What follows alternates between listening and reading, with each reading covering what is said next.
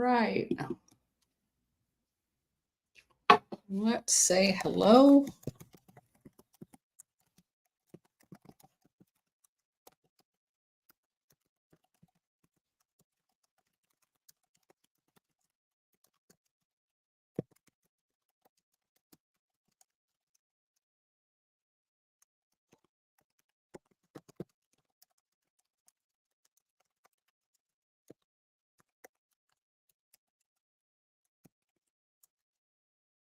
All right.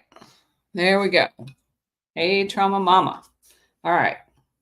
We're on chapter 12. So basically, just a short overview of where we've been, kind of the topic of the book for anybody that's new. You have to go back to the beginning and to get the full thrust of what we're talking about. But basically, you have Japan that went all over Southeast Asia, all over Asia, actually, and collected antiquities while colonizing all of the countries, stealing all of their golden treasures to include toilets and wiring.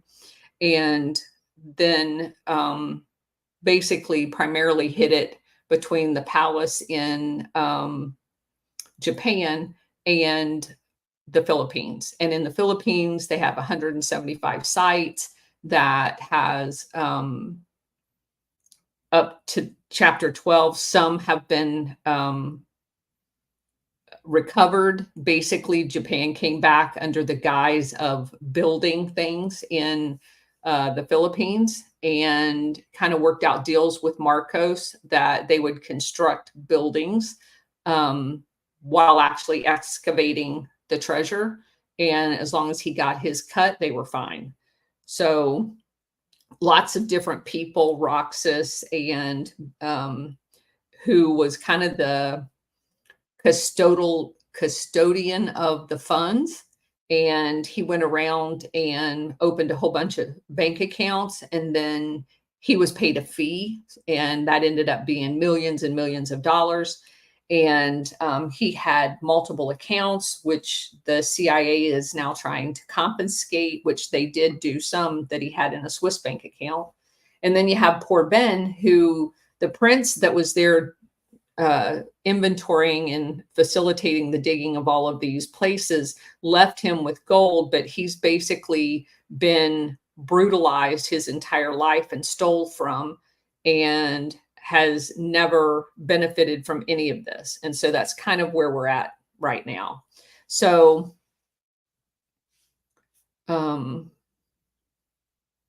what's really interesting about all of this is timing.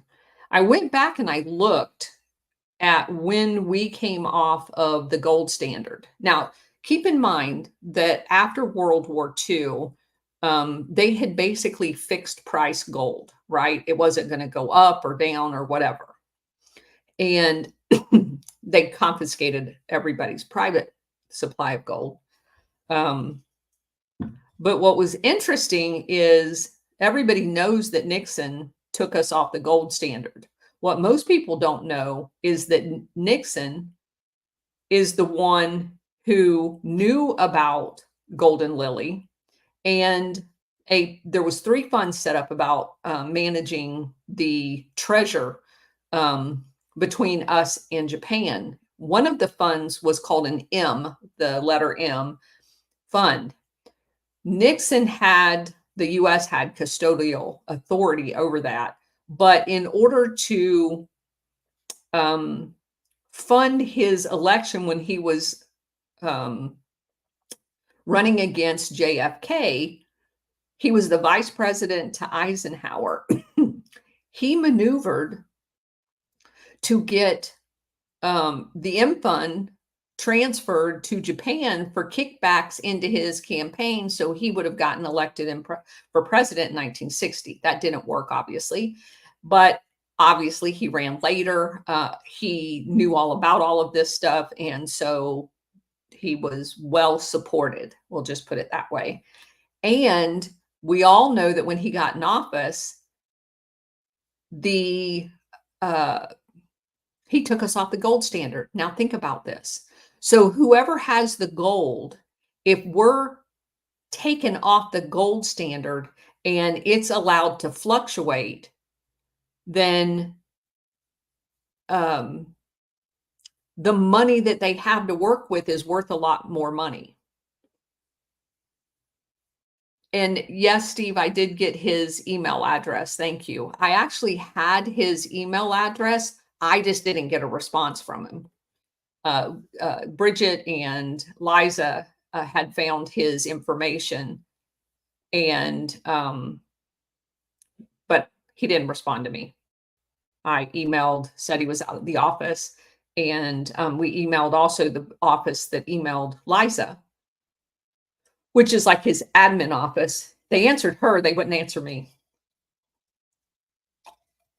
But we think we've got it figured out on how to get the book through a friend of my son-in-law. So we're still working on it. Okay, so we're going to start off with chapter 12. I just thought it was interesting timing when all of this was going on, because the world was taken, well, the US was taken off the gold standard at about the same time that Marcos, the CIA, and Japan came back to the Philippines and began discovering gold. So, already a billionaire with his own tropical paradise, Marcos had a pathological streak where it was never enough. He wanted everyone to know that he was rich, and he wanted to give them the appearance that he was as rich as the Oppenheimers, the Rothschilds, and all of the others in that game, to include the Saudis specifically. He talked about that.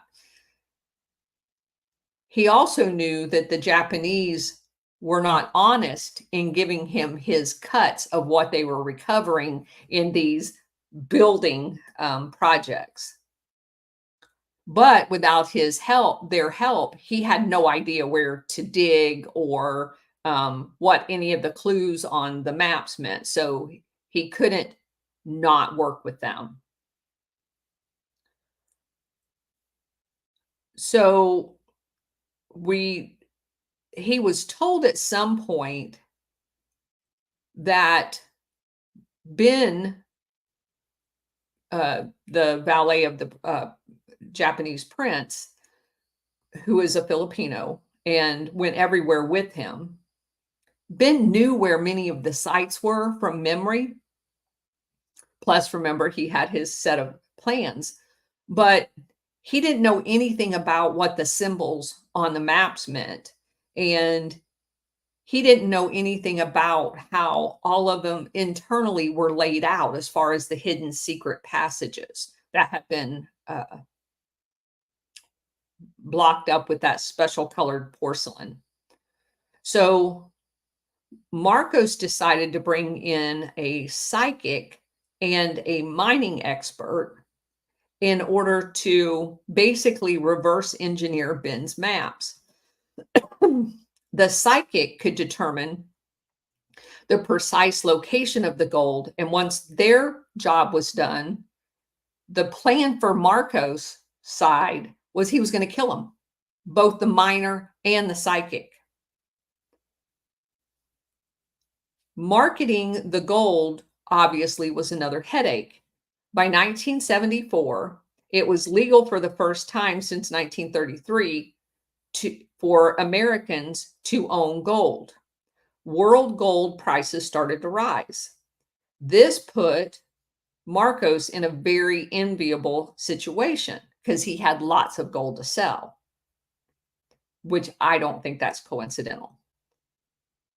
However, as I told you before, the big deal with gold is it has a fingerprint on it based on where the mines are. So anybody that's a gold expert knows, Liza, you are definitely special, honey. Everybody knows that gold has fingerprints, so they can tell Filipino gold from Japanese gold, from China's mines gold, etc. So these gold Buddhas that may have came from Vietnam or from northern China, southern China, every gold mine has a fingerprint. So what's the problem was that he couldn't just sell it on the open market because people would quickly find out it wasn't Filipino gold. Then there would be lots of questions to ask. So he was having to sell it at a discount rate, and there were people like what was called overseas Chinese. That's anybody that's Chinese that lives overseas. That's what they call them. And so you had these people living in Malaysia. There was also the triads, which were part of the gangster network. And you had all of these different weird shaped gold assets that would be traceable if they were left in their current form. So he really needed someone that was a metal expert to step in. So in the past, he had been selling the gold to the Japanese and the CIA kind of on the black market, which again got him a lot less money for it. So he was wanting to change the operational style so he could maximize his profit. If he was going to bypass the CIA and Japanese and sell the gold on the world market, it had to be physically altered. This process is called sanctifying to conform to London gold standards. A member of the gold cartel would only do this for him at a deep discount. So Marcus had to find a private individual who could sanctify the gold and add the right impurities so that he could fake it and pretend like it's Filipino gold. One possibility was a mining expert in Nevada called Robert Curtis. When Marcos attended a presidential conference at Cancun in the Gulf of Mexico, he discussed his problem with the Costa Rican president, Jose Ferreras. Costa Rica also had gold mines, so he was well informed. He told Marcos that Robert Curtis had developed a process to extract more gold from previously mined ores and also could change gold fingerprints to make it look like it came from other places. To track down Curtis, Marcos called in a guy by the name of Norman Kirst. He was kind of a shyster from Wisconsin. Ferdinando already had made a contact with a famous psychic by the name of Olaf Johnson, spelled Jonsson. He was Swedish that had become a naturalized American citizen and lived in Chicago. Johnson had helped American deep sea treasure hunter Mel Fisher locate wreckage of a 17th century Spanish galleon that had sank in, had over $140 million on it. Johnson had been hired by the US government to conduct experiments in telepathy with astronauts during the Apollo missions. In his work with NASA, Johnson met a US Air Force colonel who asked him to come to the Philippines to check out treasure site on Clark Air Base. While Johnson was a guest at Clark, word got around that Colonel Velacruz came to see him. He told Johnson that treasure hunting on Clark was strictly forbidden, but Johnson could be of great service to President Marcos, treasure hunting off base. So,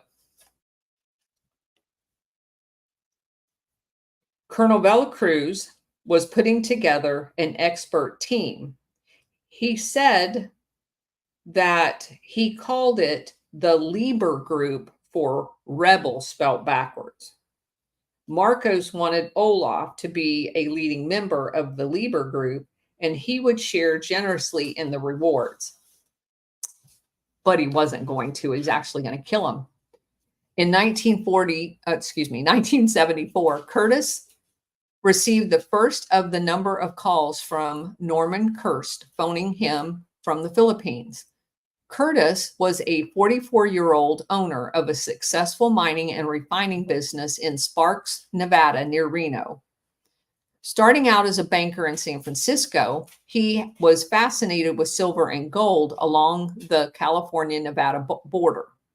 He had built a factory in Sparks where he reprocessed ore and developed new techniques to extract more gold and other precious metals such as platinum and others. Most people did not know that there was platinum to be mined in America because the gold cartel discouraged hunting for platinum in order to control quantities and prices of the metal from their own bins in Africa. But Curtis independently developed a process to extract platinum from the ore he was recovering in the Sierras. This made him a modestly wealthy man. Norman Kurtz asked Robert Curtis, if he could fly out to Manila to discuss setting up a refinery for President Marcos. He explained that Marcos wanted Curtis to smelt gold bars, change the hallmarks to Filipino official numbers and stamps, and alter chemical composition of the gold so that it would appear to have come from Filipino mines. What was staggering to Curtis was the amount of gold mentioned. Curtis said Marcos was hoping to process up to 300 metric tons of gold a year for the next 10 years, or some 3,000 metric tons for starters. Curtis did some homework. Historically, there was no way to account for so much gold coming from Filipino mines. In 1939, those mines produced the greatest quantity ever, 1 million troy ounces, or just over 31 metric tons. In the 1970s, the Filipino was only producing 22 metric tons of gold a year. Because gold mine operations in the islands were sluggish and inefficient, it would be difficult to explain a sudden tenfold jump. Marcos could dip small quantities into markets over a period of time. If it was sanctified, he could sell them readily to private buyers. After turning Curtis down several times, Curtis changed his mind when he got a long letter from him in February 1975, revealing that the source of gold was Japanese loot. Curtis said there was buried treasure on American Embassy grounds, Clark Air Force Base, Subic Naval Base, and exactly 34 other locations of major importance and 138 locations of lesser importance. The Lieber Group was retrieval plans for 172 locations, but wished to only work on 34 major ones, knowing that if they retrieve several of the 34 sites, they will have done an excellent job. This figure of 172 became fixed because Marcos did not know about Ben's other 3 maps that he kept for himself in Tunnel 8, Tunnel 9, and the Montalban stash.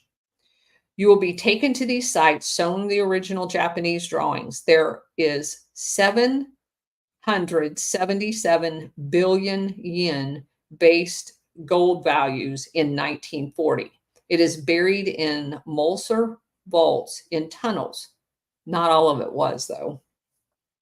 There is a 999 billion. There is a 888 billion yen treasure. On and on. Such numbers were nonsensical to Bob.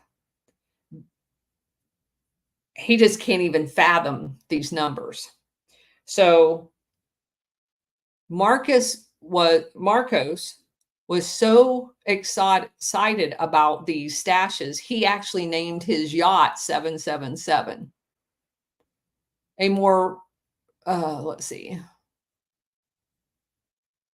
Some individual items are identified in the maps, such as gold Buddhas and drums filled with gems, but values are not assigned to anything on the actual maps. Whatever the current gold price, to find a single 75-kilo piece of gold would gratify all but the unhinged. For a multiple of reasons, most treasure hunters, with or without the maps, come up empty-handed. And I just for anybody that's joined us later, every mine is booby-trapped. They have cyanide poisoning in little glass fragile bottles, so that if you are not digging around that, you will break it and it will kill you. They have booby traps where they put this real fine sand so that things will cave in on you. It is very dangerous. And the codes to avoid all of the booby traps that they put in there, there's explosives in there, is on these maps in a coded form. Curtis recalls that he was incredulous, quote, "I was incredulous. I had every reason not to believe in the treasure," unquote. But he was fascinated with the idea that they were actually hunting World War II treasure. And for him, as a metal expert, reverse engineering gold was one of the things that he found the most fascinating about his trade. And so he was definitely intrigued.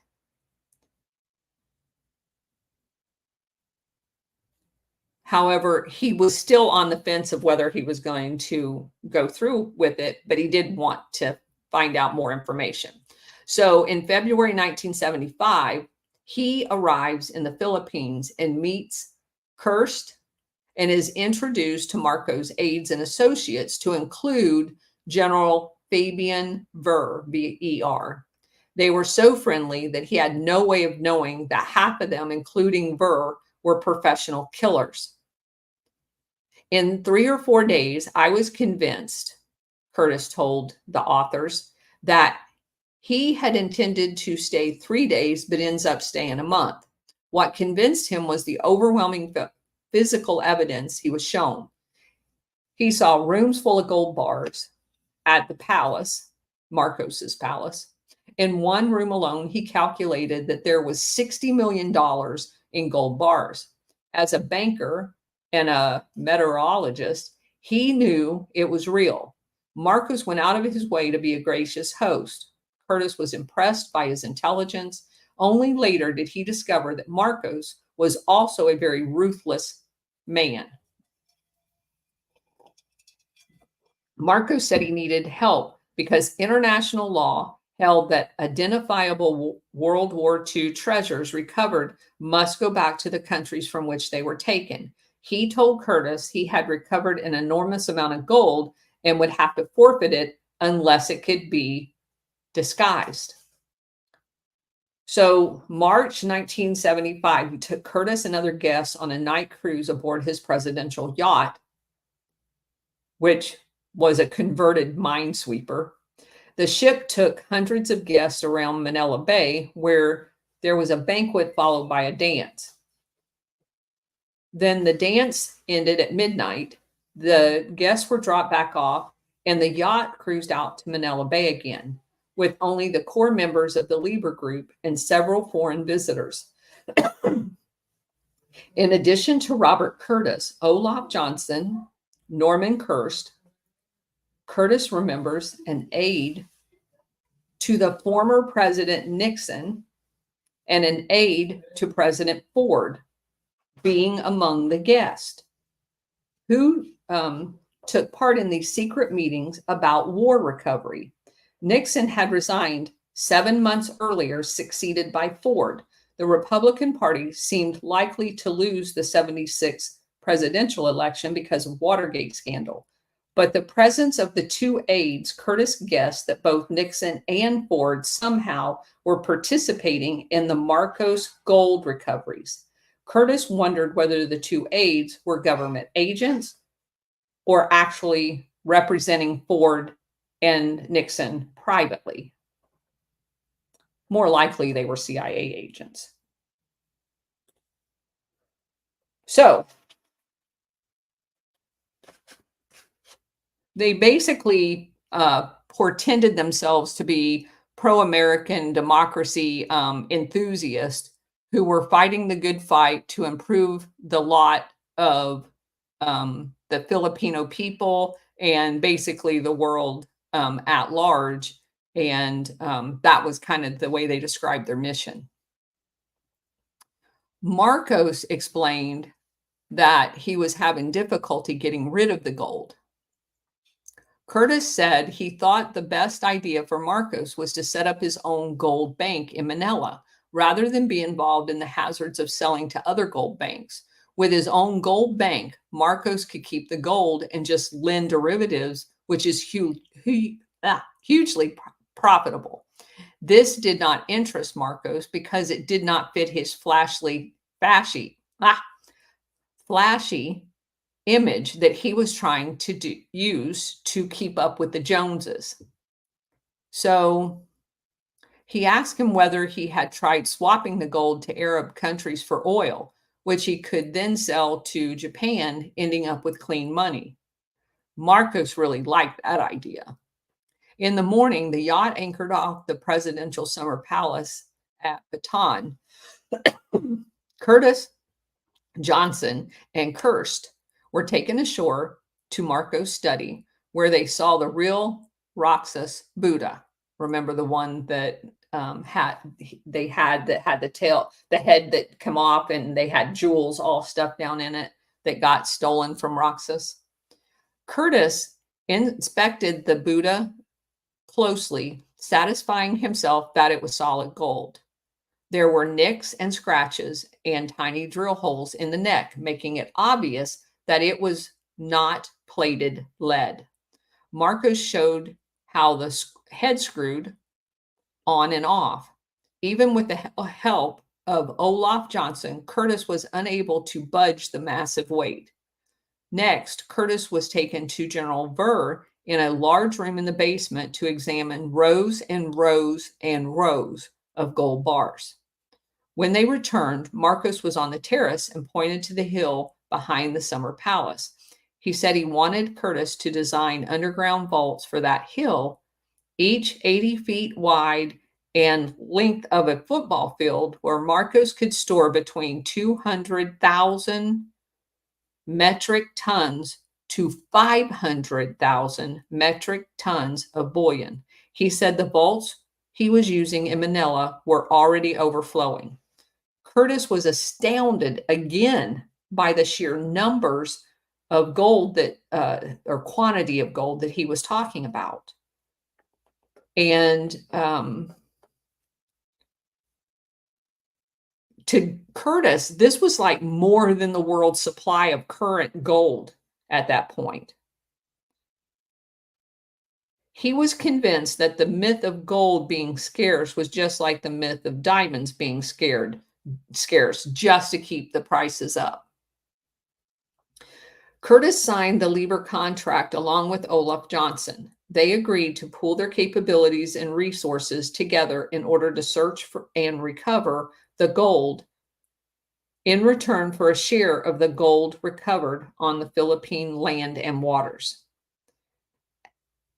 As part of the participation, Curtis was told 2 smelters from his Nevada factory would be shipped to Manila. 1 smelter would be installed at the National Development Co-op adjacent to the palace, where it would be used to sanctify the gold to London standards, with appropriate hallmarks and numbers. The other smelter would be installed in a refinery to be built to Curtis's specification on land next to a farm in Bataan. Large quantities of previously refined ores and new ores could be subjected to more efficient extraction process that Curtis had developed.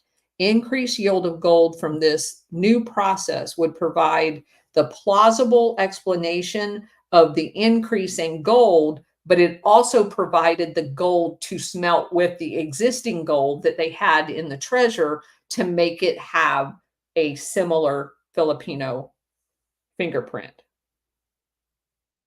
When Curtis was in Manila during his first trip, Marcos put Olaf Johnson to the test.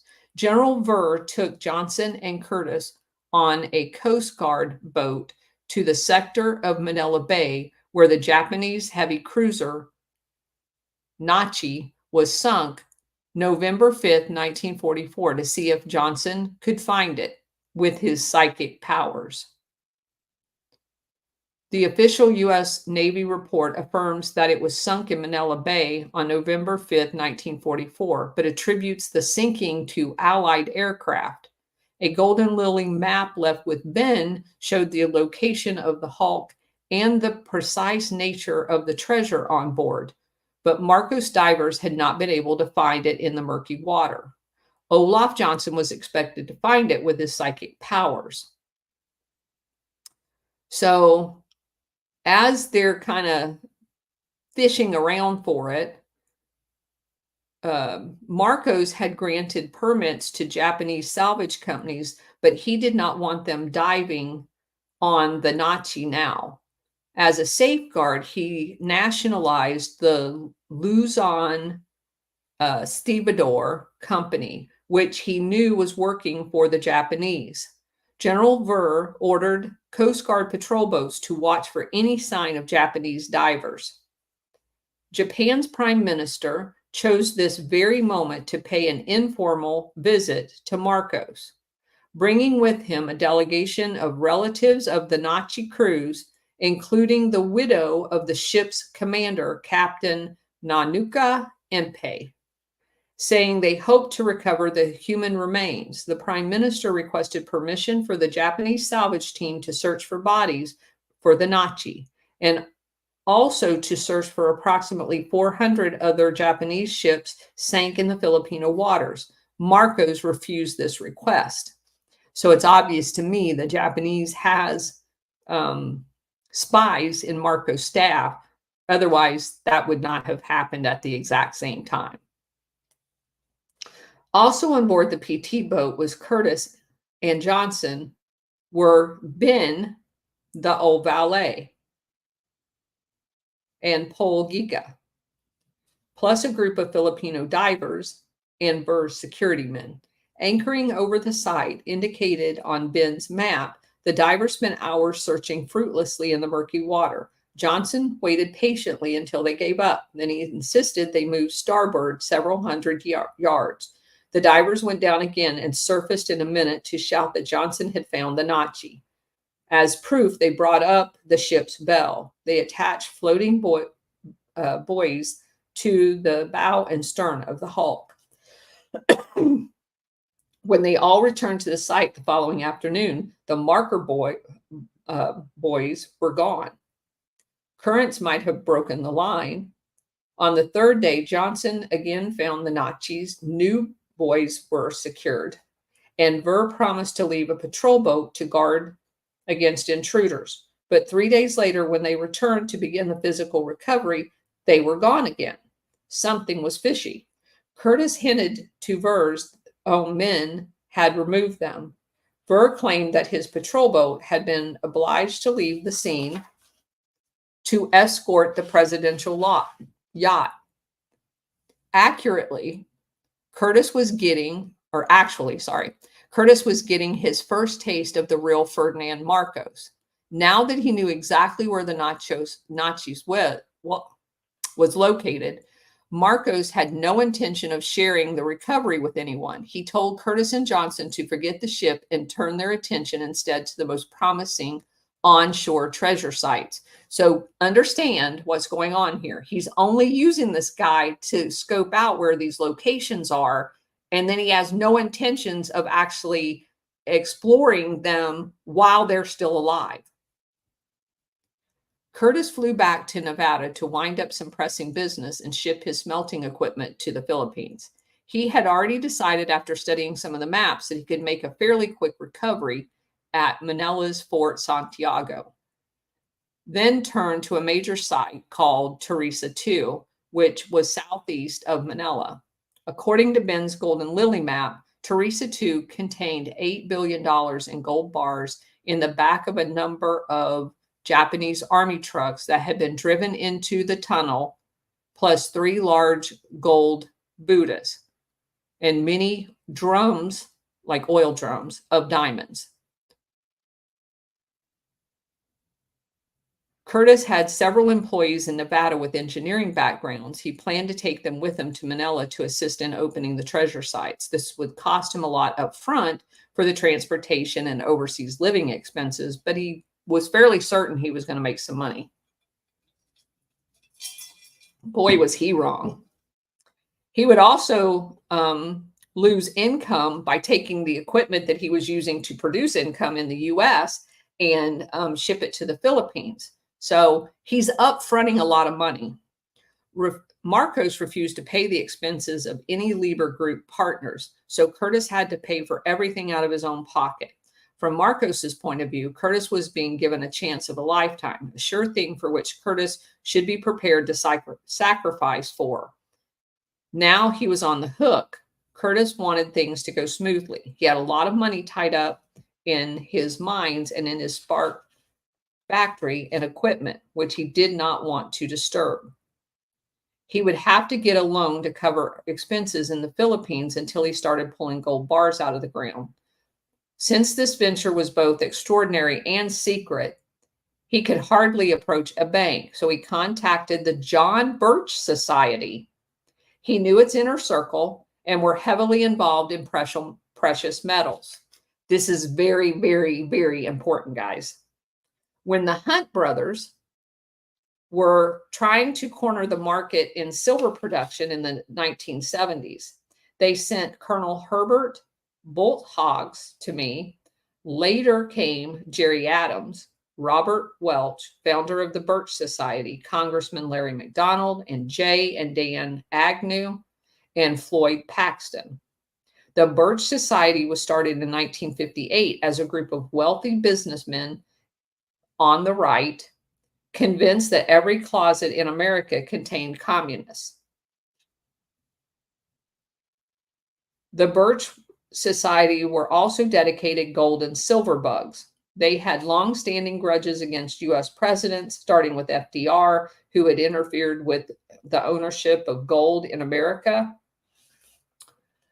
And they also believed that Nixon had sold the U.S. down the river twice, first by taking us off the gold standard, and second by his recognition of China. On the other hand, Nixon's actions made it possible for the first time for Americans to purchase their own gold. So Nixon opened up avenues for the Birch leadership to acquire gold overseas and sneak it into the U.S. through the back door of Canada, where it added to the society's fund for anti-communist activities.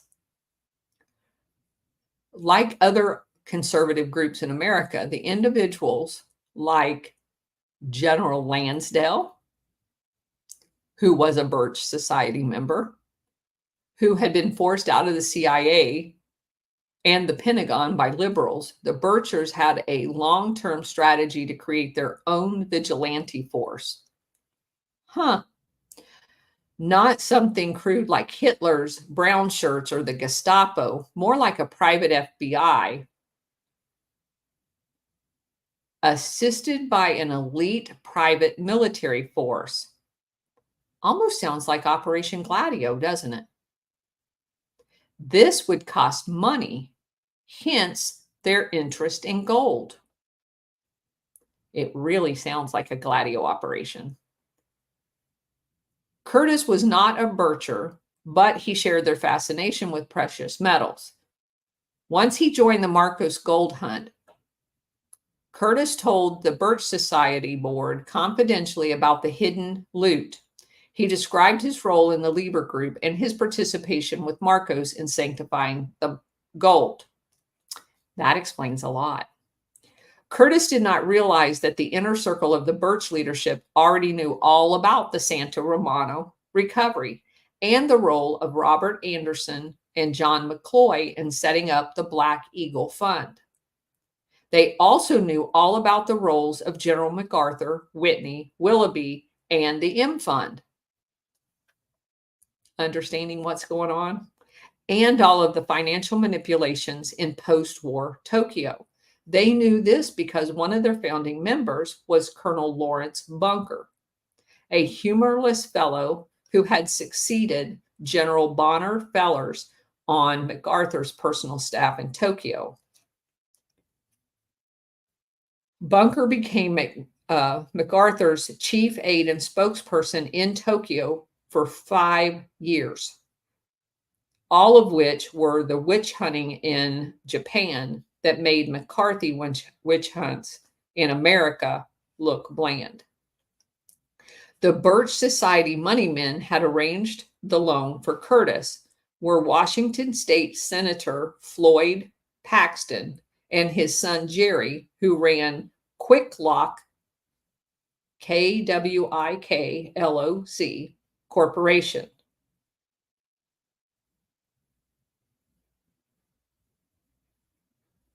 They made plastic clips used to close plastic bags in supermarkets. Another participant was Jerry Adams of Atlanta, who was head of the Great American Silver Corporation, a precious metals company associated with the Hunt brothers. Curtis said he was informed by Congressman McDonald and Robert Welch that the loan for Curtis to work with Marcos had been cleared by them personally. They told Curtis he was to deal directly with multi-millionaire Samuel J. Agnew, who sat on the National Council of the Birch Society. They agreed to give Curtis 3 loans totaling $375,000 to cover his expenses. These loans were unsecured except for a promise from Curtis of 22% of his Lieber share and a 10% share in his Baton refinery recovery. So he was excited that he had gotten that done, and he returned to the Philippines in the middle of April 1975. He was counting on making a quick recovery at Santiago, so it was only a matter of weeks or months before he would be a very rich man, and he took along his partner, John McAllister. Now, I want to point out that these loans that he got were uncollateralized, right? Except for future gold, not anything that he owned. Keep that in mind.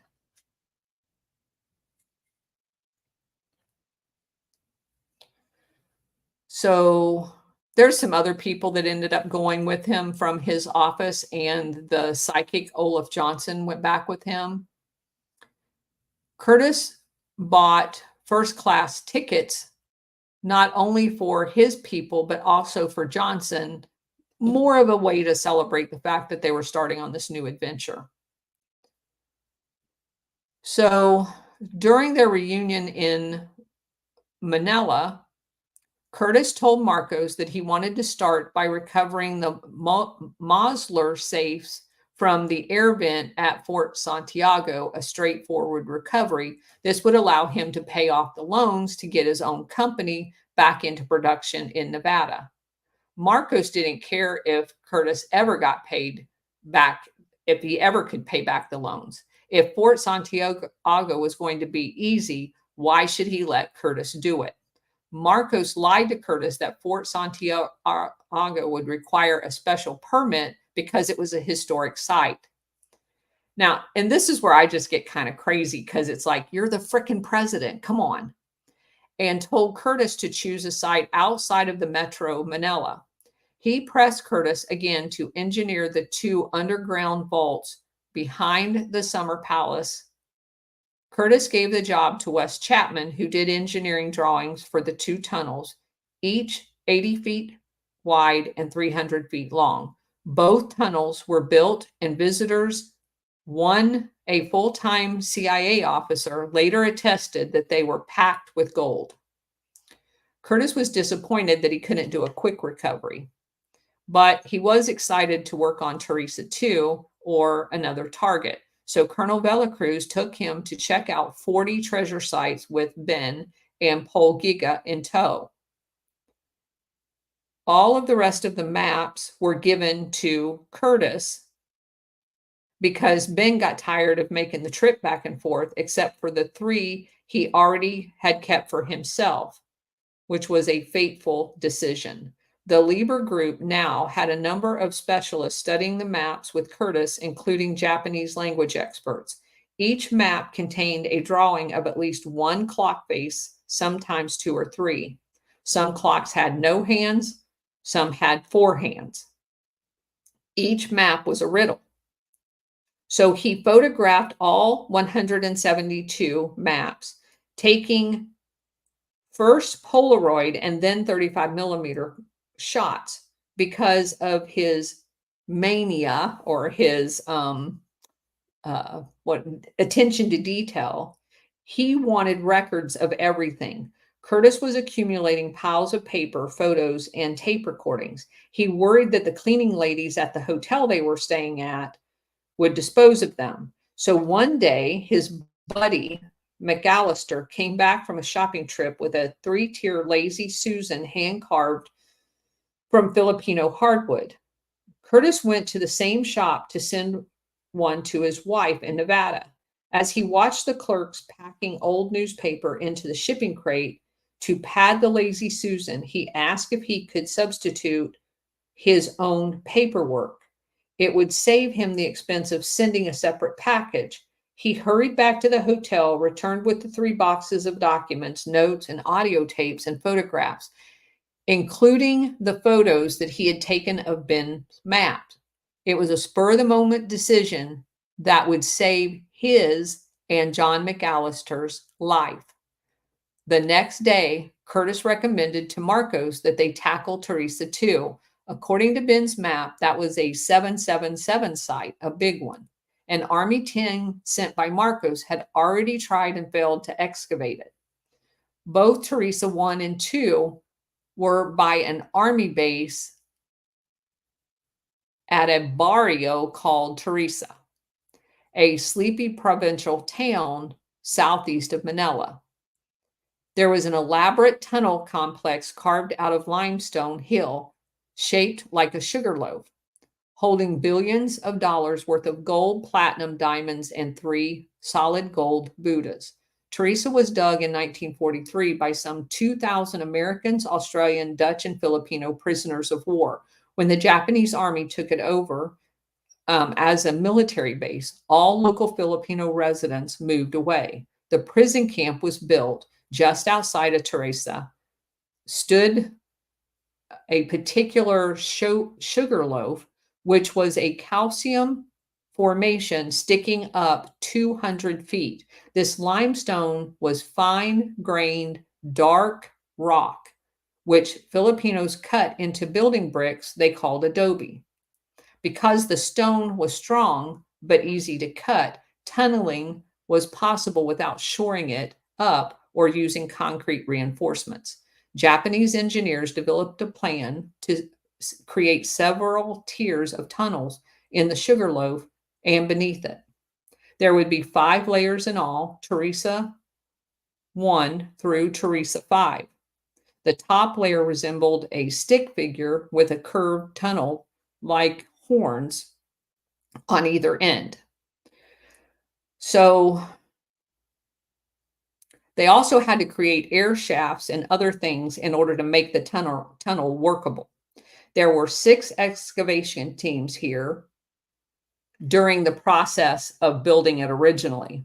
Each of them had 200 POWs working around the clock from different starting points. The men wore only loincloths and dog tags and were sustained by bowls of rice. But remember, it was the white rice, not the brown rice, that kept them healthy. And so lots of people died. And when they died, they were just replaced because they had an endless supply of slaves in all of the conquered territory. When the tunneling was complete, 5 of the 6 tunnels were sealed 20 feet inside each mouth using a special mixture of that porcelain clay that I keep talking about. An officer from Ishikawa, oh, that's the place where the ceramic is from. So they were responsible for blocking the entrances and putting that special ceramic clay over it. Let's see. Also, they planted shrubs and papaya around there because the papaya tree grows fast, and so it was easily disguisable. So,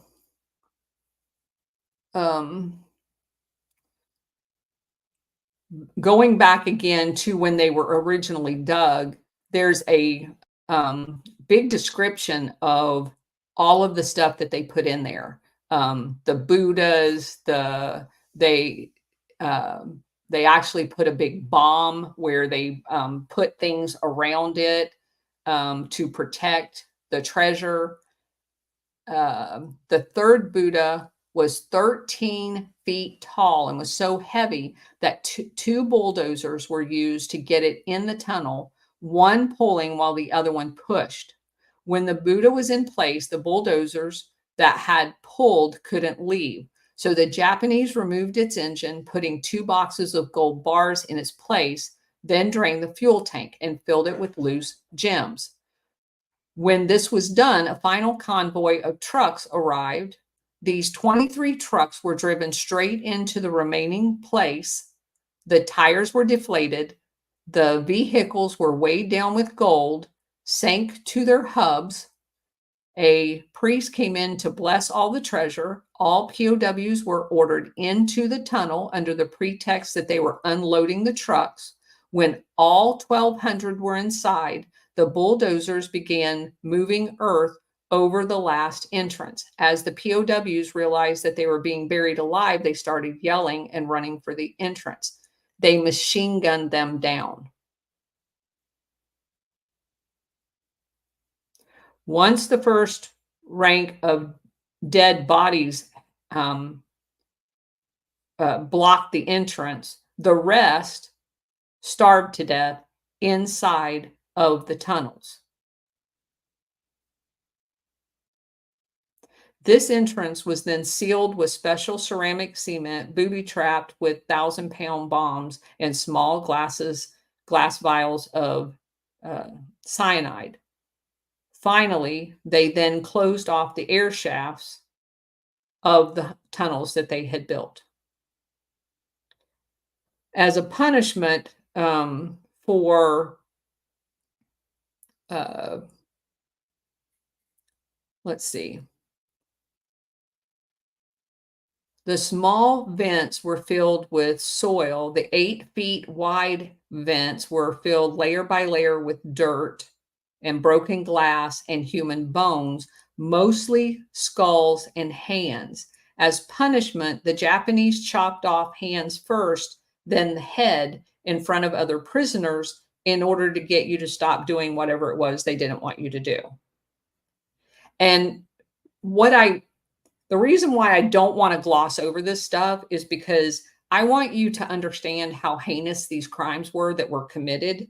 Because again, I keep going back to John Foster Dulles going to San Francisco, and anyone that actually survived around these heinous people were denied any compensation from Japan, knowing that Japan has all of this treasure, because they recovered a significant amount of this treasure. And our government denied the people that had withstood this horrific treatment a single penny. And at least 3 of the companies that use them as slave laborers still exist today. So Curtis had a hunch that he and Ben could find one of the big air shafts that we just talked about. Visiting the site with Ben in April 1975, Curtis discovered local men quarrying limestone blocks from the top of the hill. He asked General Burr to have them removed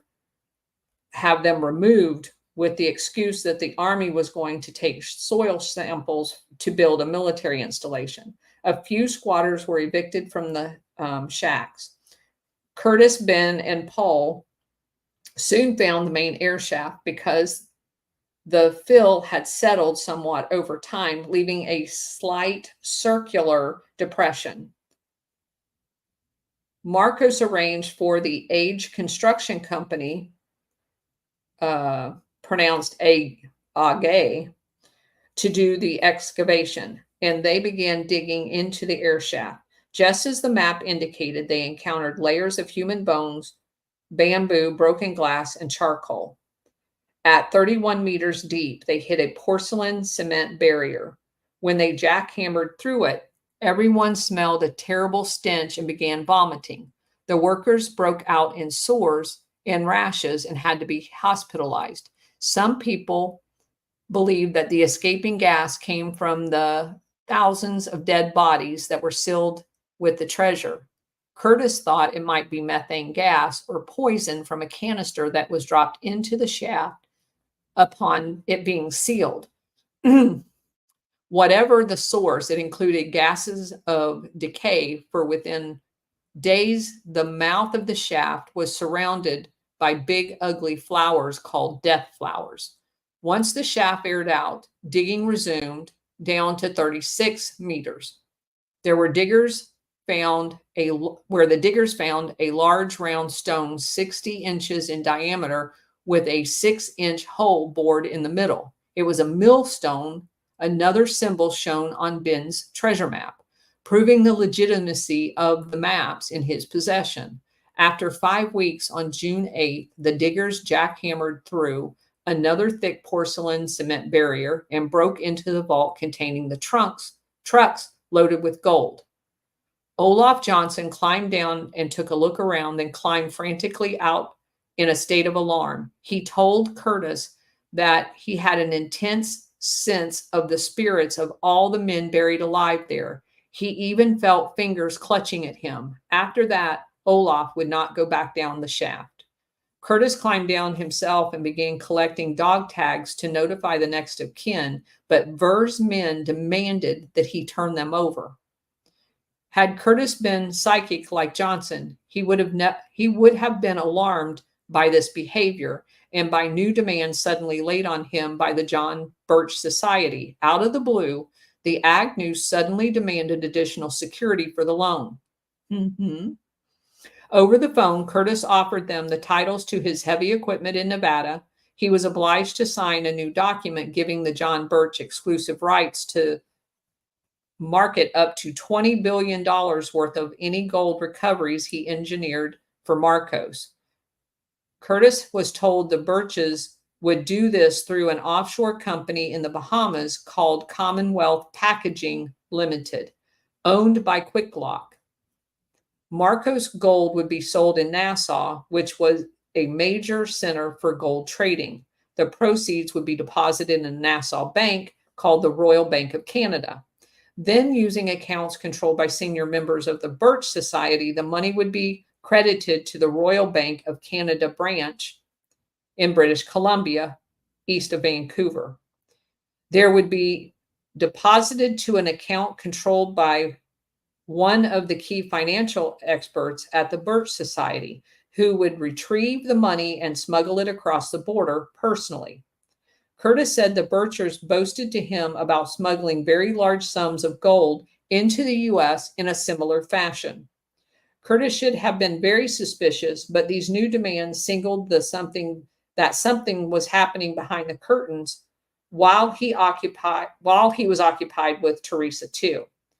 With recovery near well in advance, Curtis had sent Marcos a memo about security precautions and how treasure recovered from Teresa 2 should be removed.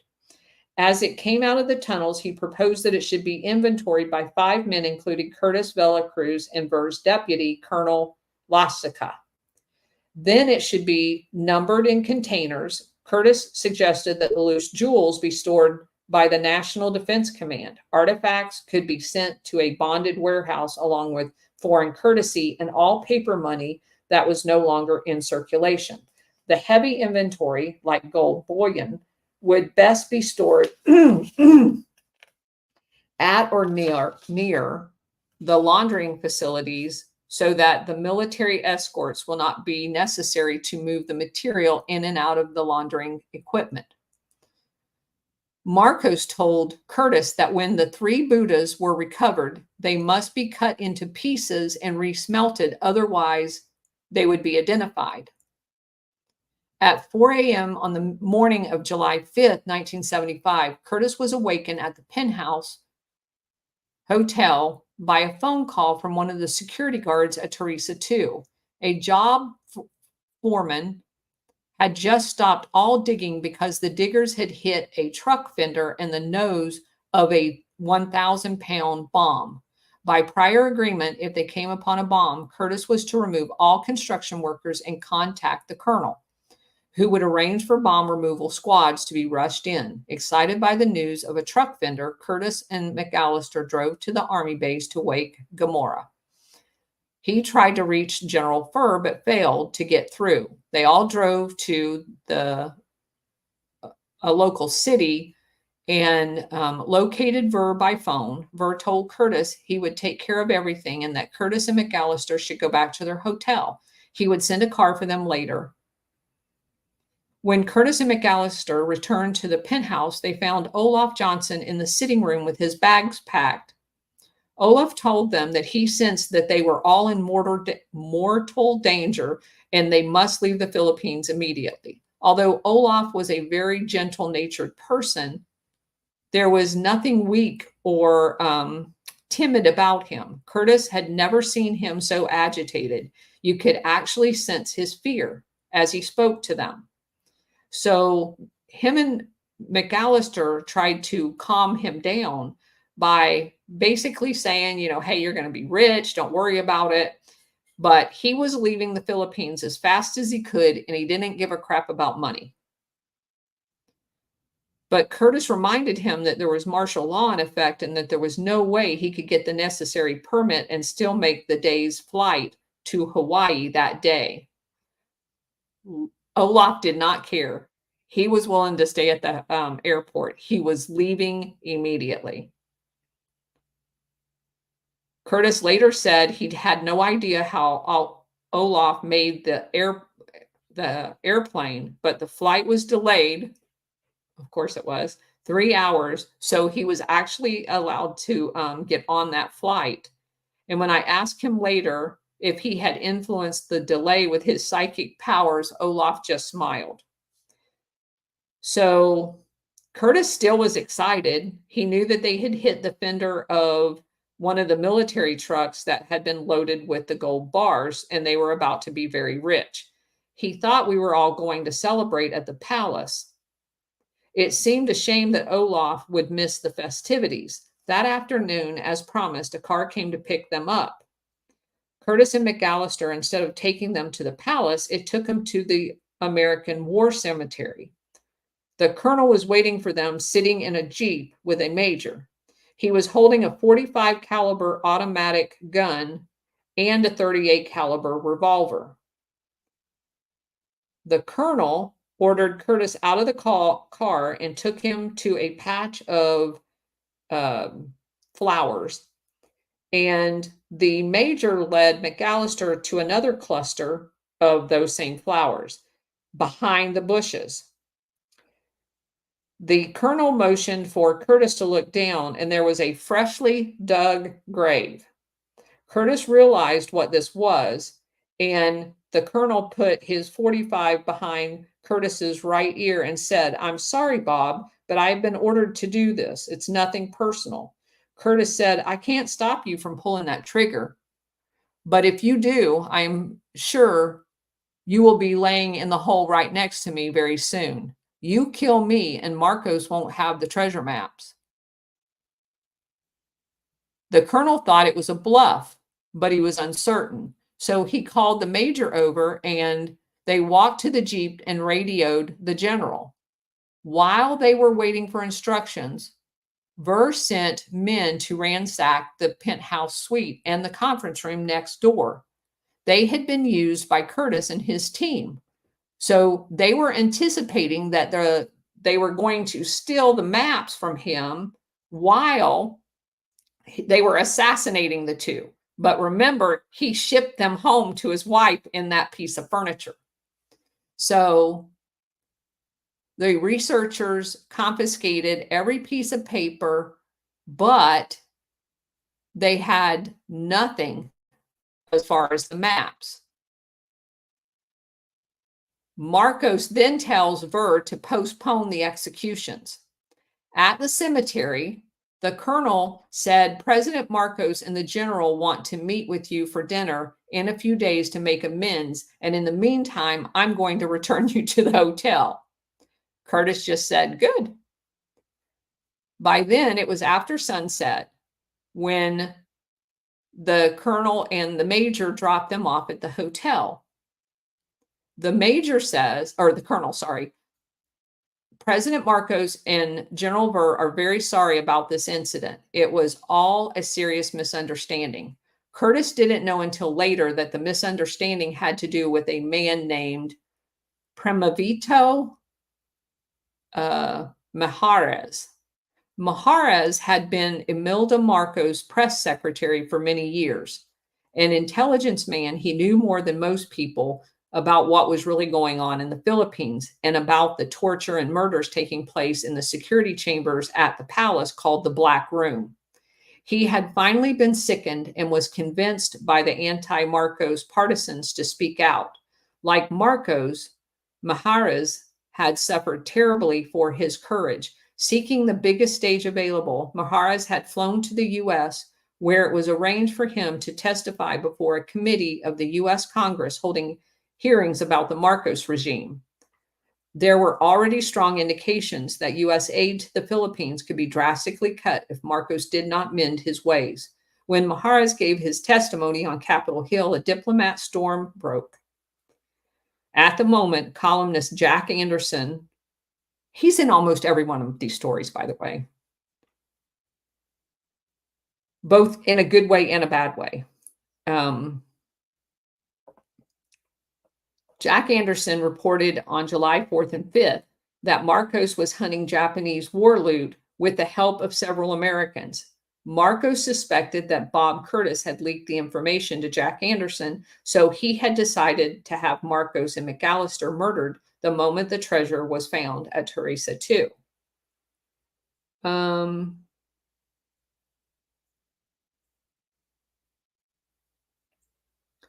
And I made a note over here that I had done some additional research when I first read this, that the CIA, after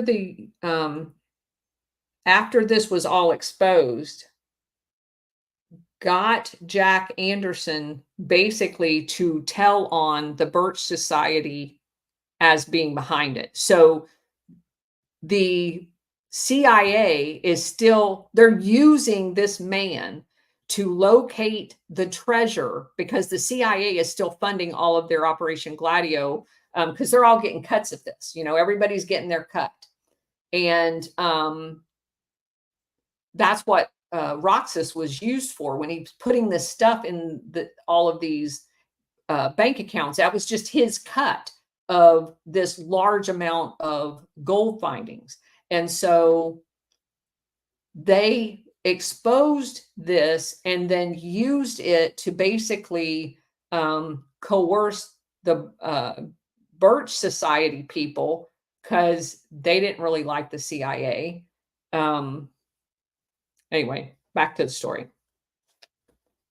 At the penthouse on the night of July 5th, Curtis knew only that the colonel had told him that there had been a leak to Jack Anderson's column, and Curtis and McAllister were blamed for it. They had narrowly escaped having their heads blown off. He now understood Olaf's terrible premonition. Marcos would not hesitate to have them killed once he gained possession of the maps. In fact, the maps were there in the penthouse the whole time because he had just sent the copies back in that, not copies, but the pictures, remember? He had actually hid them out. Weeks earlier, Curtis had confronted with the problem of what to do with this 172 waxed maps, because remember, they're thick, while he was working away from Teresa II. Each map was priceless and irreplaceable. Yet there were maids cleaning the rooms every day. Looking around the conference room, he noticed that there was a plumber's panel under the sink in the wet bar. So on a spur of the moment, Curtis unscrewed the panel and saw that the maps would fit nicely inside. From then on, he kept the original maps there around the clock. He only took them out and used one at a time. Now, after his near-death experience, Curtis realized that General Burr soon would have a more thorough search of these rooms. So he took the maps out of their original hiding place and woke McAllister up. McAllister, forget the treasure, he told McAllister. Let's save our lives. The only way to do that, he explained, was to destroy the maps. If the maps were found, they would be murdered. So as long as Marcos and Burr were unable to find them, they would assume that Curtis had hidden them and avoid doing anything to risk losing the maps. Curtis explained to McAllister that he had the photographs of the maps and all of their details and had already sent them to Nevada. He knew they had arrived safely with the Lazy Susan, so the original maps no longer were absolutely necessary. The problem was how to destroy them. He suggested burying them. Curtis said that they were being watched too closely and that there was no way to get out of the hotel with a bundle like that, buy a shovel, and then do something like bury them. It was better to destroy them right there in the hotel because the maps were heavily coated with wax. They couldn't just be torn up and flushed down the toilet either. The best solution was to burn them. On the balcony of the conference room, there was a small hibachi used for their grill. At 3 a.m, Curtis and McAllister dragged heavy bedspreads out onto the conference room balcony, draped them over the railings, blocking any view from the garden below. Lighting the hibachi, they burned all 172 maps one by one, which took over an hour. Once the maps were destroyed, they still needed an exit visa to get out of the Philippines. That had to come directly from the general or from Marcos. Curtis set up an encrypted telex to a trusted aide in Nevada. Jim Duclos was his aide, and he instructed to telex back in clear that Curtis was needed for an urgent board meeting in his company. He also asked Duclos to contact a friend, Nevada Governor O'Callaghan, who was on the board of the Las Vegas Sun newspaper. Curtis did not dare use phones in the hotel, certain that they were monitored. When the clear telex arrived at the hotel from Nevada, Curtis called the colonel at the palace and read him the message. He told him that McAllister had suffered a heart attack because of the stress caused by the incident in the cemetery, so McAllister must return immediately to the U.S. for medical attention. Although Burr and Marcos certainly realized that these were all contrived excuses, they were stymied by not knowing how to recover the maps. Marcos was so alarmed by the Jack Anderson column and so worried that the U.S. Congress would cut his aid that he had to keep a low profile until it blew over. If he wanted to go after Curtis and McAllister in America, he could do so easily just by sending a hit team. He decided to play for time and told the general it was okay for them to depart. So Curtis and McAllister received their exit permits at the hotel. They booked reservations on the next United flight. They waited and worried that they were going to have drugs planted in their luggage or something was going to happen before they got out of there. We finally boarded the plane and taxied down the runway. I was beginning to think we'd pulled it off when the pilot eased back the throttle and announced they were returning to the gate. We were in first class. I whispered to McAllister that we might be in trouble. We were. The door opened and the colonels in uniform entered. The stewardess called me to the cabin door. I went. The colonel was in charge, was talking on a portable radio, and he told me that he had been ordered to search me and my carry-on bag. I was certain they had planted something on me like drugs, money, or gold, and then they were going to try to claim I had contraband. I raised holy hell, screaming that I'm an American on an American airplane and that I had gone through all of the airport security. I refused to submit to a search and said in a loud voice that I would consider that an illegal international act. The colonel got on the radio, spoke to someone. Whoever it was, he was outranked and kept saying, "Sir," in English. Finally, after that seemed like an eternity, He said, "You may take your seat." After about 5 minutes, the door was closed again. We started taxiing down the runway, and this time we were safe. Velacruz never took the precaution of photographing or photocopying the maps. To protect himself after Curtis fled, Velacruz grew 14 maps from memory, which he passed off successfully as Red Series original that he had kept aside. The only Red Series maps Marcos had ever seen was the ones shown to him by Curtis. So the ruse worked.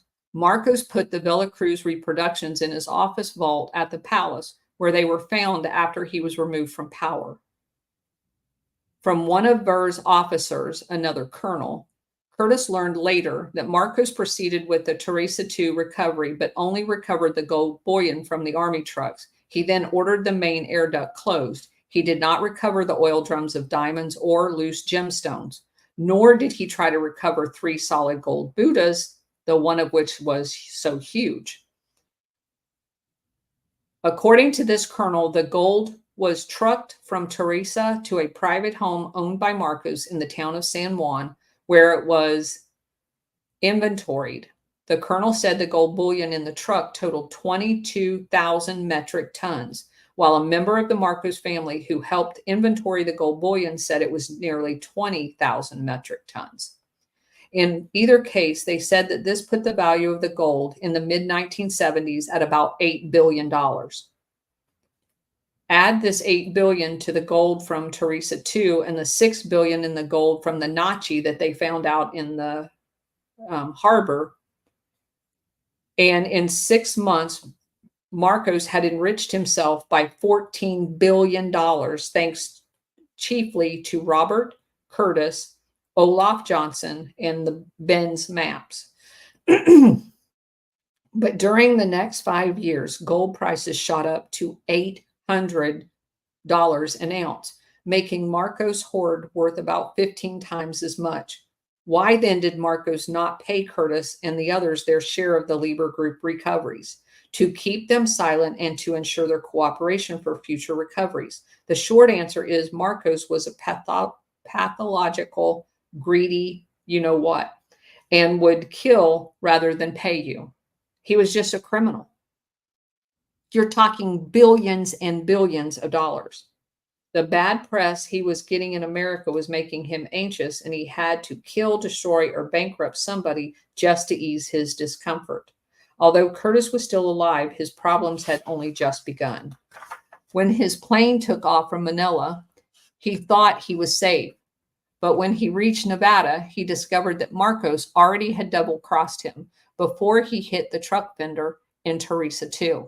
Curtis told us that while he was working on Teresa II, the gold cartel had approached Marcos with a mafia-style offer. Either kill Curtis and let the cartel do the business of the gold distribution, or Marcos would be in trouble. By gold cartel, he meant the alliance of prime banks, gold processing companies, national treasurers, including the Federal Reserve and the Bank of England.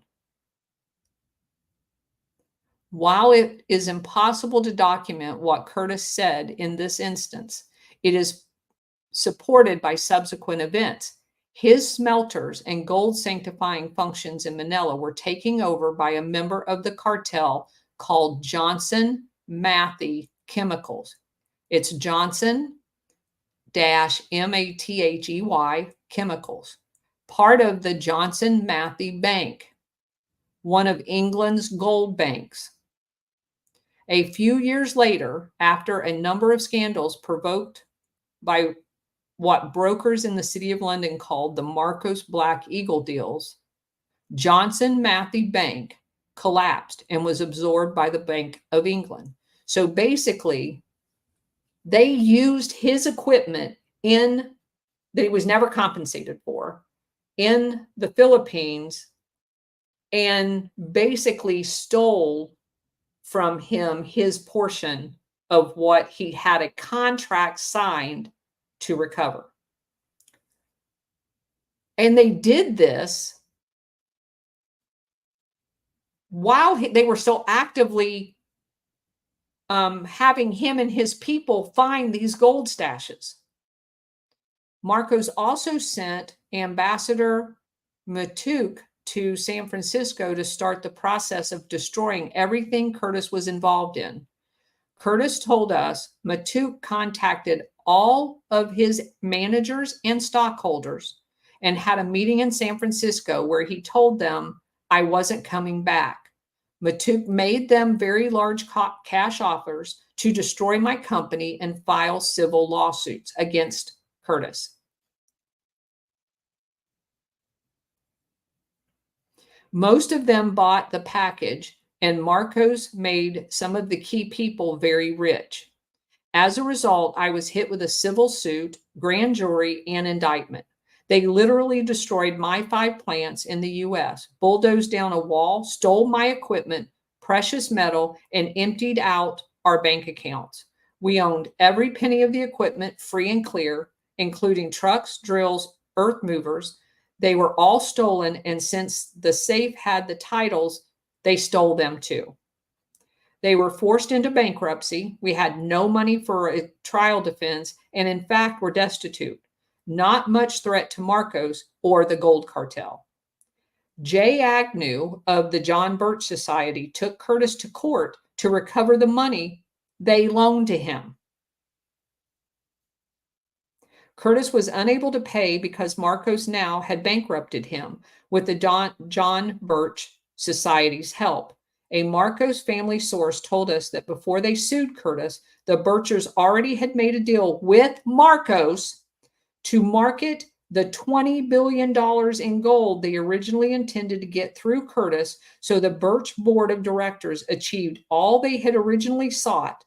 The Agnew lawsuits against Curtis, we were told, were a price demanded by Marcos to clinch the deal. A bullet in the head would have been easier, quicker, and less painful, Curtis said.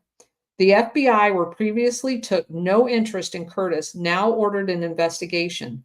The Bureau did not seek to indict the Agnews for their part in the scheme, which was to sell the black gold in the Bahamas and smuggle the proceeds into America by Canada. Instead, Curtis and McAllister were indicted for discussing the details by cable and telephone based on evidence provided by the Birchers.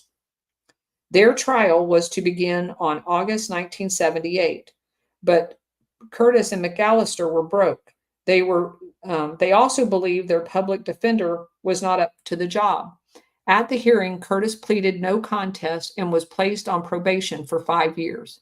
Fighting back, Curtis sent his full story and all of his evidence, over 300 hours of taped phone conversations and 2,000 pages of documents, to Senator Paul Laxalt of Nevada, head of the U.S. Senate Intelligence Committee. Laxalt's office told Curtis nothing could be done and passed copies of all his material to the John Birch Society. Years later, Curtis discovered Laxalt was one of the main links between Marcos and the White House, and one of the chief reasons why so many Marcos cronies had second houses in Nevada. Curtis now had no alternatives but to go public. He contacted the editor of the Las Vegas Sun and columnist Jack Anderson. They broke the story in articles that began running in April 1978. Steve Pinskinski, a Filipino exile in California, published a 24-part series in the Philippine News that June, adding more to the anti-Marcos outcry. Marcos corresponded by calling Yamashito's gold a hoax, but from those articles, Marcos learned that Curtis had burned the Red Series maps and was the only one with copies.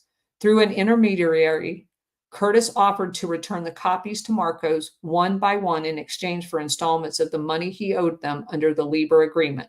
In October 1980, Marcos replied, offering to buy back all maps by sending him $5 billion in gold as full payment.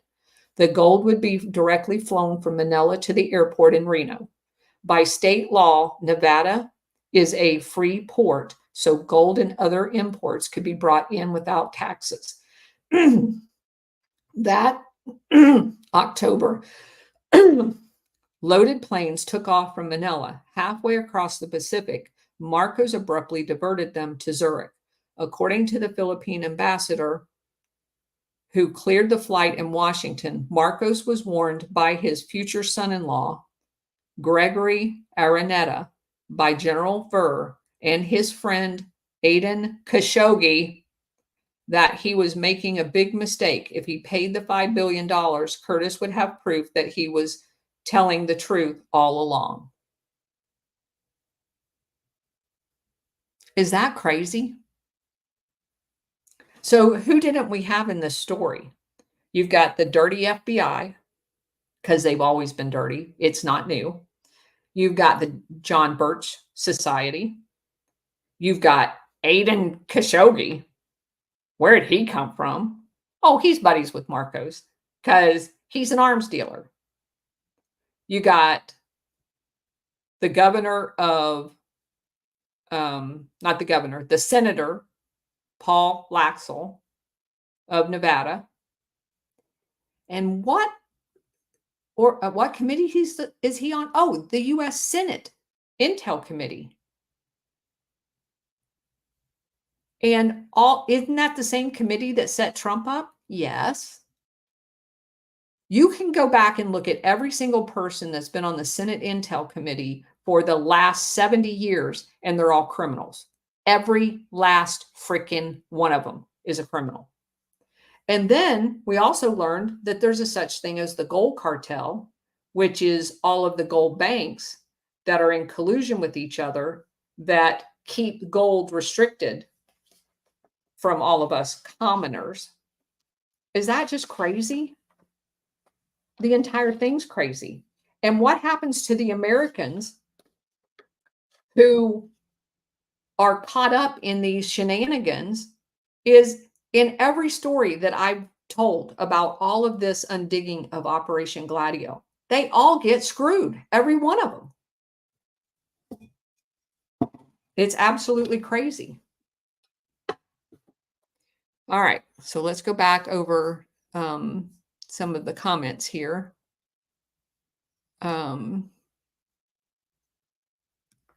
Let's see. Eisenhower-Nixon administration had directed CIA to undertake covert activities in Indonesia. Oh, there's so much to the Eisenhower. I mean, basically, Eisenhower and Nixon administration created Operation Gladio. They had operations everywhere going on. I mean, they are the ones that ordered the murder of Lumumba. They were in Indonesia, as you say. They end up, what's interesting to me about Indonesia, of course, is during the turmoil and the installed CIA asset in charge of Indonesia is when Barack Obama's mom brings Barack Obama over to Indonesia. And it has been clearly established that his stepdad was in the CIA. It's likely that his mother was as well. And they were there during that turbulent period. So I found that very interesting. What is the time span when all of this gold was gathered? In the years leading up to World War II, Trauma Mama. So Korea was a colony of Japan for a long while prior to World War II. They had taken over Vietnam from the French. They had taken over a large swath of China and Malaysia, Burma. I mean, everything. They had taken all of the islands, the Philippines, and every place they went, they stole literally everything to include the kitchen sink and toilets. And they used all of the industrial supplies to build military installations on all of the things that they captured. And they used the antiquities to stash away. And there are not as much as they appear to have left in the Philippines, but a significant portion of the most highly sought after antiquities were taken to the Japanese emperor's palace. And that's where they still are today. that we know of, because they didn't return any of them to any of the places they stole them from. They've done a little bit in the last couple of decades, but primarily they just told everybody to F off. You're not getting any of your shit back. Um, Dulles was fired by Kennedy. That's a true statement.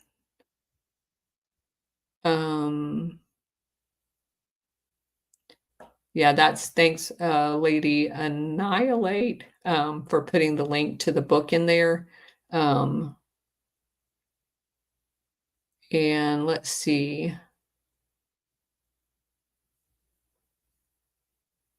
Let's see what else we got in here.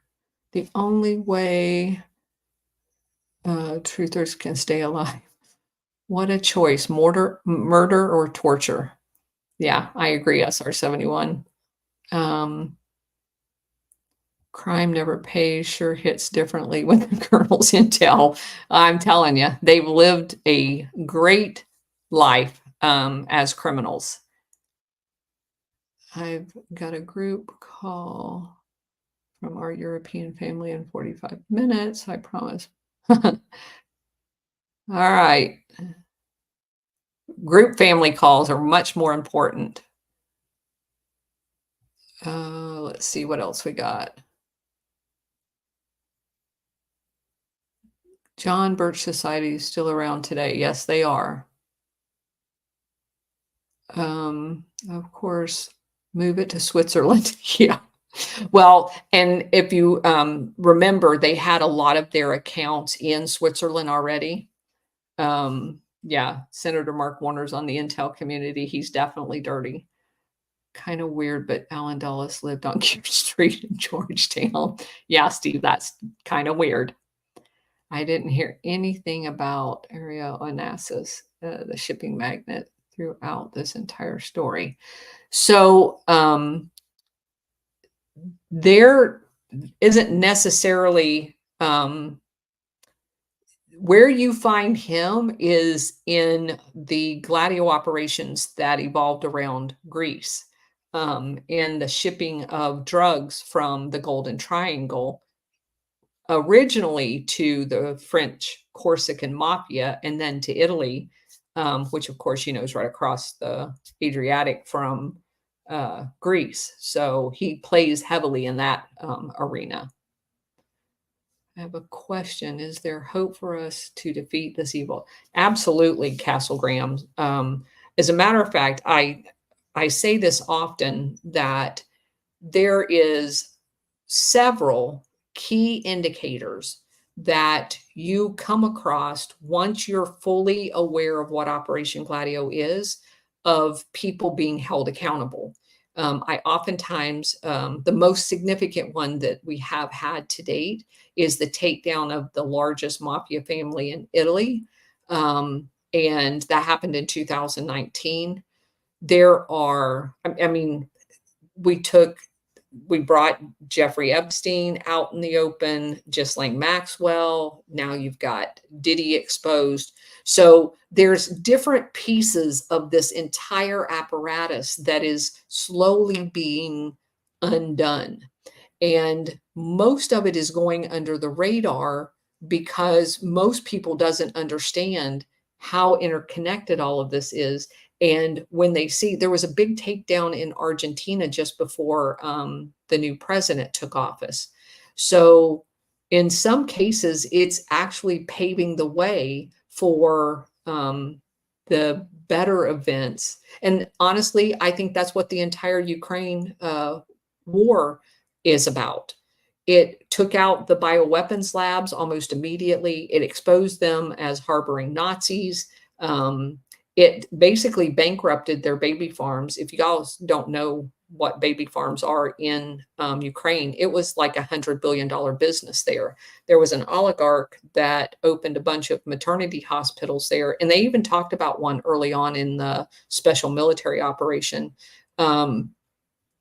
that was hit Not with people in it. It had already been evacuated, but they were being put out of business basically. So they had a long time ago, because people were fairly poor in Ukraine, they had been offering women like $10,000 to have a baby, and they either artificially inseminated or just to give up their own baby. And so they had these birthing hospitals and sold the babies to other countries. For what? I don't know. Um, and they're not the only ones doing that. There are other don't look up baby farms. Don't look that up, because it's horrific. And that's where I stumbled upon John of God down in Brazil, which is the friend of Oprah's. And he's in jail for the rest of his life for baby farming. That's what he did. The woman that basically ratted him out, was the whistleblower, was found dead in Argentina in a hotel. So that's real. And the Ukraine is kind of like the, I said that I think today or yesterday, Ukraine is to Europe what Israel has been to the Middle East. So, because they were basically created by the same overlords, if you will. So if you go back in our Gladio history to the British Round Table, and they created Zionism, it was a made up thing. It didn't exist before the late 1800s, early 1900s. It's completely made up. So they created that, and then it was kind of a masking, if you will, to put over Christianity and Judaism, to use religion. They infiltrated religion with this Zionist ideology that then they place in these strategic locations. And out of those areas, they can launch Gladio type terrorism, and it's masked under this religious banter that, in the case of Israel, with the ADL creation and all of that, you're not even allowed to talk about it, right? So what better way to hide evil is to hide it behind something that everybody treasures, which is Judaism, and mask it so that you intimidate, you bully people into not even be able to talk about it. That's the best place to hide anything, right in plain sight, under something you're not allowed to talk about. And generally, especially when I'm talking about Operation Gladio, I stay away from the religious aspect of it, except for when it's relevant to explaining a facet of Gladio, like Steve just mentions the Vatican Bank. You can't talk about Gladio without talking about the Vatican. It was one of the original money launderers for Operation Gladio in selling drugs and selling weapons and selling people. So they are knee deep in everything. Well, they're up to their eyeballs in it, actually, not just to the knees. So I tend to stay away from the, except for when we talk about historical creation and the mindset of people who would dream up something as evil as creating domestic terror events to control people, because that's basically what Gladio is. But hiding it, like the entire effort. Originally in 1776, we know that Adam Weishaupt created a book and had all about the Illuminati, all about them controlling the world, all about one world government, all about merging everything. They were going to get rid of all the royal families except for one, and that there was going to be one world government, blah, blah, blah. It was all in print. And they chose specifically the Masonic Lodge because in Europe, everything was made out of masonry. There was only one entity that was all over the world, and besides religion at that point, that's not what they chose to use. Not that they didn't try to corrupt it. They didn't use it to hide in. So there were Masonic lodges all over the world. And it was a very well respected trade because they literally built everything. They built all of the castles, they built all of the churches, they built everything. Everything was made out of masonry. These people were craftsmen, they were well thought of in their communities. So, what better thing to infiltrate and create a secret society within a trade union? Because the Masons at the time were not a secret society, they were a trade union. And they created a secret society within this and morphed it into something that it wasn't ever even meant to be, basically. Um, so that's in many cases what they've done with each of our large organized religions as well, is you infiltrate them and you use them for bad, but you cloak yourself in their goodness because we all want to be good Christians. And Jewish people all want to be good Jewish people. And there are good Jewish people that have no clue about Zionism and the infiltration of their religion. There are a lot that do. Just like there's a lot of us Christians that know that they've infiltrated the Catholic Church, they've used the Vatican Bank, they've infiltrated many of the large Christian denominations outside of the Catholic Church. So evil's lurking around many different corners, but I believe that a lot of that is being exposed.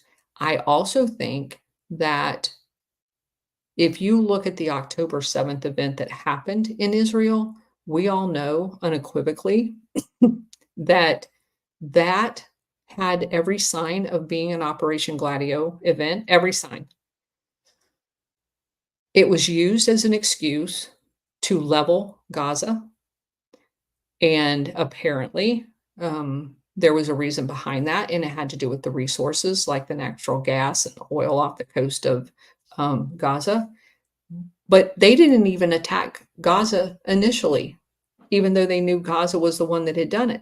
They went directly for the West Bank and Lebanon.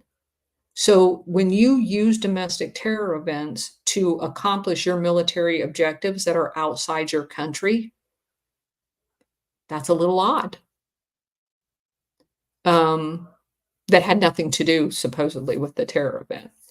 So I believe all of the stuff that is happening is waking a whole lot more people up, and exposing in a way I don't think you could have done. And I'm not saying we're sacrificing people, because that's not what I'm saying at all. I don't think if I don't think there's an easy way, except for us to be prepared with knowledge, which is why we're all here, learning about what Operation Gladio is and how to spot it, so that we can see the evil parts of our government more easily and call them out sooner, instead of waiting 10 or 15 years to go, huh, that just doesn't seem right. If you haven't noticed, we've moved up the 10 or 15-year window to 24 hours. That's huge. That's huge. So that's what I keep focusing on. Yes, SR-71, you're right. Technology is a double-edged sword. It can be used against you, but we can also use it for good, which is what we're doing tonight. I mean, we wouldn't be able to do this. We'd all be sitting in my living room. So, yeah, I agree. And anyway, that's all I got tonight. We will definitely be here Sunday night. And if I can cram in another one, I will over the weekend. I do have, I think, a couple of openings that I might be able to do it. It will be short notice, so keep an eye out for that notification. I will put it on both True Social and on X when I can carve out a little bit of time to do this. I appreciate y'all all being here. Let me tell you, the next chapter is the Paladins, Paladins. It's a very interesting one as well in chapter 13. So I will see you worst case scenario Sunday at 7, best case scenario probably sometime on Saturday. Thanks for being here, everybody.